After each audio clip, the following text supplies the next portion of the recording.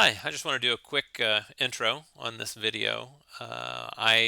This video is for work communication. This is for people to be able to understand each other. This is not made for people who want to go spend $600 on headphones.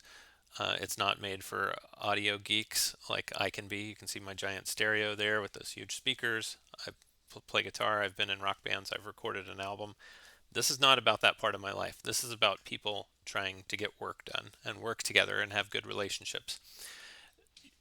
I've seen a microphone situation so bad. The guy that was hired as a contractor, his employer was somewhat frustrated with his performance, but when they would talk about it, and I was on the call watching from the side, she couldn't get anything straightened out with him, and she just was more and more frustrated because it would seem to me she couldn't understand about every fifth or 10th word out of his mouth, and that just starts to add up to no comprehension.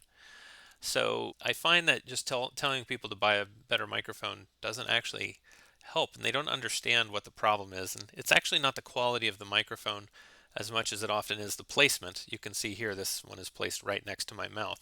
We'll go into some more of this in the video to come, and I hope this helps. Thank you. At the end of the video, I'll tell you exactly what that person was using that lost their job due to their microphone setup. So signal is the sound that you want when you are speaking, and noise is the sound that you don't want. This is in any sort of audio situation here. So this really isn't about noise canceling, and a lot of headphone reviews will be about the quality of their noise canceling. We just want to get the pure, easiest to understand sound of your voice sent to your teammates. And this video is for people who are hard to understand. If people ask you to repeat yourself, this means you. The people that most have trouble with this, I've found, are the deep-voiced mumblers. They don't say their words very extra clearly. They say them kind of unclearly like this. So, and then we're going to take up some factors that then just make that problem worse. I don't think many people can change the way they talk, but I do think this video can help them be easier to understand. So here we go. Let's remember that the idea here is not just to get the sound across. The main idea is to get an idea across. You have some idea, you're trying to get it across to somebody, just like I'm trying to get ideas across to you right now. So there's the signal, that's the sound you want out of your mouth, the pure sound out of your mouth going into their ear. But in any room situation, there is also the noise that bounces off the walls and gets into the ear. And as you get into a bigger room, or if it's a room with like hard floor, hard walls, no carpet, you actually get quite a bit of bouncy sound around, and we'll demonstrate this in the next short video. So then, this actually, if you're far enough away from the microphone, the noise can be almost as loud as the signal. So as you get closer, though, it's going to be more of the signal and less of the noise. So getting closer to your microphone is one thing that helps. Another thing is that actually your voice is pretty directional. It's louder being right in front of somebody than to be off to the side of them. So if the microphone is sort of in your path of your line of fire, the way your sound is being shot out of your mouth, if that goes right toward the microphone, you're going to have less of the noise slipping in there. And if the microphone is directional, there are actually microphones that are very directional and just pick up what's in front of them. These also are, these help the situation. So, and then this is going from the mouth to the microphone. Then on the other end, it comes out of a speaker, perhaps if the person has computer speakers, and a little bit of that bounces around the room on the way to their ears. Believe it or not, if the person on the other end hasn't handled their microphone, you can understand them a little better with headphones than you can with speakers, because we have none of that speaker to ear reverb noise. This word reverb is sort of a musician's word, and sometimes it's desirable. You want this kind of echoey sound, but for Zoom conferences, you don't want any of that, so it's all noise. So when you have a headphone directly on your ear, then you have no trouble like that. So what we're going to be looking at is, this is really the goal. We get a clear sound into Zoom, and hopefully we get enough of a clear sound across to the ears. In my experience, most of the problem is on the microphone side, usually. Rarely are the speakers to the ear the culprit of unintelligibility. So I'm in a sort of reverby room in my house. The sound bounces around in here. I've got a stairwell over here, not much carpet down there, and so I can sort of hear some of the sound in here. This is my iPhone recording this. iPhones have very good microphones, that's good. But as I back up, you're going to hear more of that extra sound. So I'm backing up. You start to hear more and more of the sound of the room. And as I get back across here, now I'm speaking clearly, but if I was a mumbler and I talked a little more like this, then you can tell that this, I don't know if you can understand my words, but you can see if I was mumbling, this extra room noise starts to make it harder to understand. Starts to make it harder to understand. Starts to make it harder to understand. If I got closer, I'll do that same thing. Starts to make it harder to understand. Starts to make it harder to understand. Starts to make it harder to understand. As I'm closer, you can deal with it more.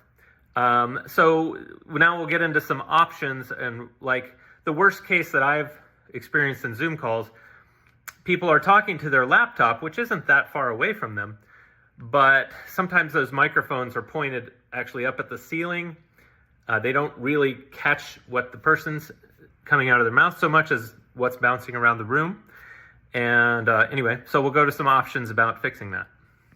These used to be, in cars and home stereos and things, and this let you adjust which frequencies come out. So these are the low frequencies and these are high ones.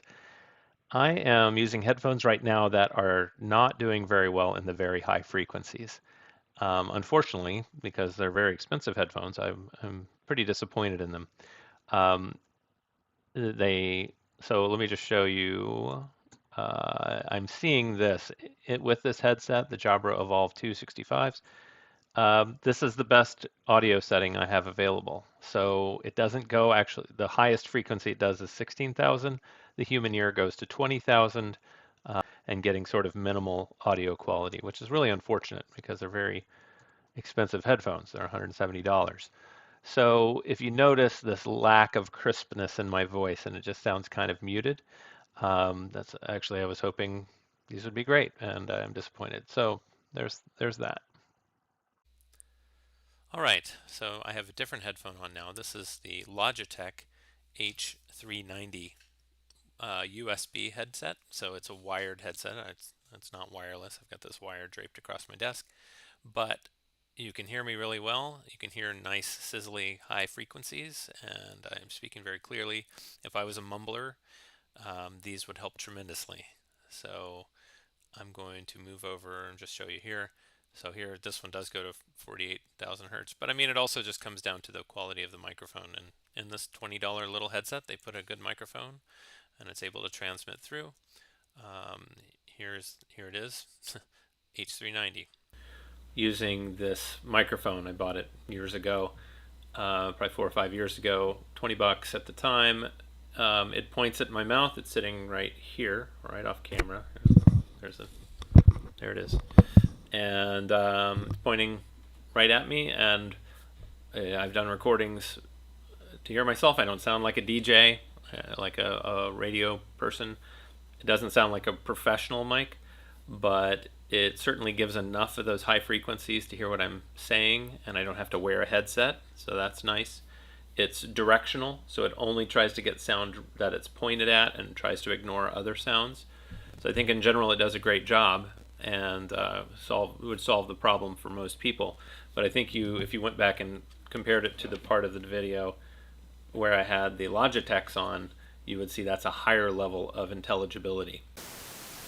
Okay, here I am just using the microphones on my laptop. I'm looking at the laptop right now, and then on the screen here you see this is what it is. It's a Dell Inspiron 16. Wow, it's only $600 now. It was $800 when I bought it, and I was very happy with it.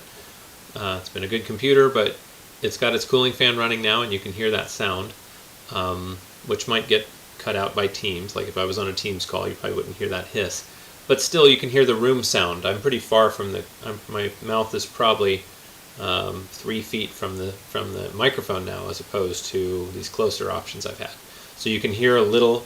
If I was a mumbler, and especially if I was in an echoey room, this would be a very bad Zoom call situation. Okay, last thing, I have this little, converter to go from a USB port to old style headphones. Honestly, the Apple headphones on a wire that they've been making for 15 years are great headphones, and they're a great little microphone. And this is pretty close to my mouth. It's not in the direct line. It's not close to the straight output of my mouth. This will pick up a little more room sound than the Logitech headphones would. In a windy day or something, I've tried doing this, and I've had some of my harder to understand colleagues try to do this, but honestly, this usually introduces more trouble than it's worth. You hear noise of the hand on the thing, sometimes the breath, like blowing on it, makes it hard to understand something in the middle of a word. A pop of air comes out or something. So this really, I don't actually approve this, and it feels weird when you're there talking and holding the thing this way.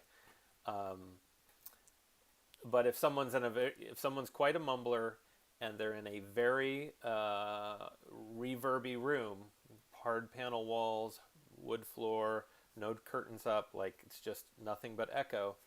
There can still be a difference between that and this. I would say the gold standard is the Logitech little thing or something with a microphone that good. I don't have 50 headphones here to test. So for most people, this is a very good setup, and I think a lot of us have figured that out. We have phone calls, we'll use these old headphones, even better than um, AirPods, because this is still a little closer hanging here than being up at your ear trying to catch it. So there's that one. All right, so thanks for watching. Here's a few summary thoughts. First, I promised I would tell you what was the setup of that person that got fired. Actually, it didn't have so much to do with their microphone. They were using AirPod Pros. Um, it was that through their AirPod, they were calling from their phone into the Teams or Zoom meeting, and that sort of transmission between the phone company and the Zoom. Maybe you've experienced this. People call in from their car and they just sound like they're on a very poor setup. It just sounds like it's not not clear communication. So I just watched that relationship go down. And I bought him headphones. I sent them to him. He didn't even put them on. And I was like, dude, after that last call, and I just saw another bad relationship going on, which was their last call, actually. I said, why didn't you wear the headphone? Oh, he said, oh, my daughter took it and was playing with it. I'm like, I bought you headphones because I'm afraid you're going to get fired. Can you go get them? And I actually had to take a recording of it on my iPhone and send it to him as a message, and then he could hear what I was hearing. But before I recorded him, I said, why didn't you do? He's like, so he pulls out his headphone. He goes, and these are Apple, and I know because they are Apple, they are good. Apple wasn't actually the problem. The microphone was fine. It was probably adequate, but it was the going through the phone call in instead of actually connected to his computer and straight into Zoom. So there's that. So there's your story. Now you know. So if you work remotely and you're on Zoom calls, this is your lifeline. This is your connection to your career, to your colleagues. And if people aren't understanding some of your words, this is danger zone. Um, is for you, for your job, for your company. Um, and you'll probably, if you're having the problem and you don't know it, you probably would never figure out that it was.